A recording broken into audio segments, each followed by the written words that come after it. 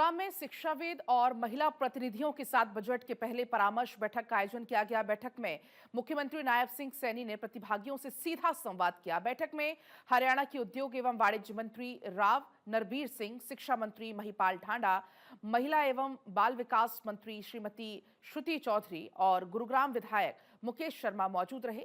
मुख्यमंत्री ने बैठक में उपस्थित प्रतिनिधिगण को लोहड़ी और मकर संक्रांति के पर्व की शुभकामनाएं भी दी।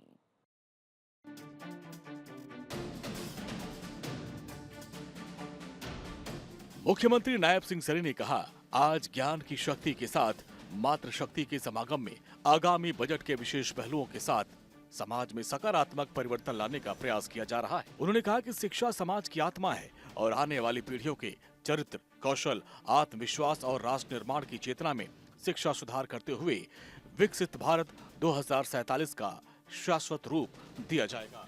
मुख्यमंत्री ने बताया कि विगत वित्त बजट में हरियाणा सरकार ने शिक्षा जगत के लिए बजट पूर्व परामर्श में आए 63 महत्वपूर्ण सुझावों को शामिल करते हुए 21,893 करोड़ रुपए का बजट प्रावधान किया।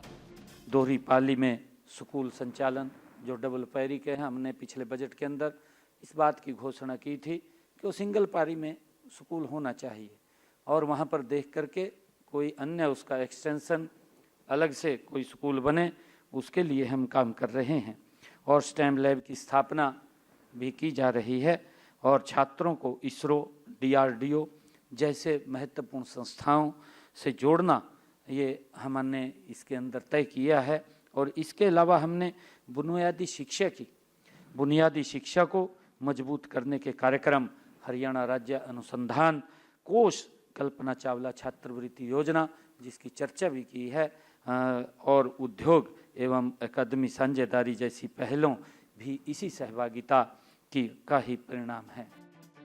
नायब सिंह सैनी ने बताया कि उच्चतर शिक्षा की आत्मा अनुसंधान एवं शोध कार्य में बसती है, इसलिए प्रदेश सरकार ने चालू वित्त वर्ष में हरियाणा में 20 करोड़ रुपए का हरियाणा राज्य अनुसंधान कोष बनाया है। हर जिले में एक राजकीय महाविद्यालय को मॉडल संस्कृत महाविद्यालय के रूप में विकसित करने का संकल्प लिया गया है। ये 22 मॉडल संस्कृत महाविद्यालय नई राष्ट्रीय शिक्षा नीति के सभी प्रावधानों को वर्ष 2026-27 में पूरी तरह लागू कर देंगे। उन्होंने कहा कि राष्ट्रीय शिक्षा नीति 2020 ने देश की शिक्षा प्रणाली को 21वीं सदी की जरूरतों के हिसाब से ढालने के लिए स्पष्ट रूपरेखा दी है। इसी जरूरत को ध्यान में रखते हुए गत 28 जनवरी को पंचकुला में न्यू पोर्टल का शुभारंभ भी किया गया।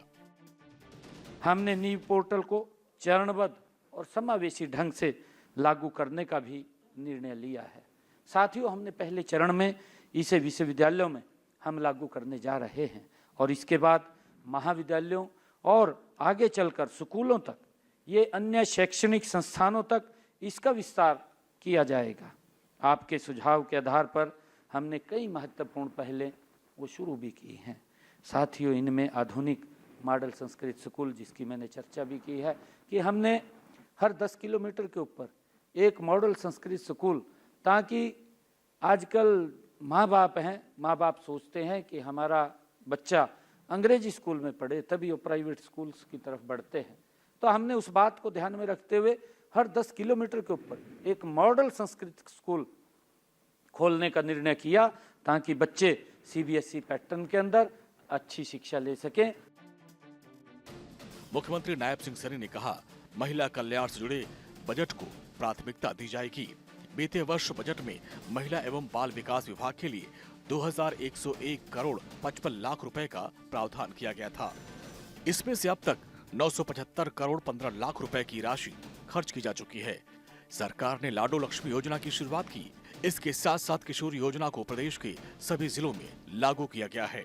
महिलाओं की शिक्षा और सुरक्षित आवास की आवश्यकता को ध्यान में रखते हुए प्रदेश के 6 जिलों में महिला छात्रावासों का निर्माण किया जा रहा है। हमारी सरकार महिलाओं को विकास की सशक्त साझेदार बनाने मानती है। साथियों, हमारा यह दृढ़ विश्वास है कि महिला सशक्तिकरण केवल योजनाओं तक ये विषय नहीं है, यह शिक्षा, स्वास्थ्य, सुरक्षा, रोजगार, आत्मनिर्भरता और सम्मान से जुड़ा हुआ विषय है। साथियों, जब महिलाएं वो को अवसर मिलते हैं, जब महिलाओं को अवसर मिलते हैं तो वे केवल अपना भविष्य नहीं गढ़ती बल्कि पूरे समाज और पूरे प्रदेश की दिशा बदलने का वो काम करती हैं। मैं पूरे विश्वास के साथ ये कह सकता हूँ कि जब महिलाएं आगे बढ़ती हैं तो परिवार आगे बढ़ता है, जब परिवार आगे बढ़ता है तो समाज आगे बढ़ता है, और जब समाज आगे बढ़ता है तो प्रदेश गति से आगे बढ़ता है।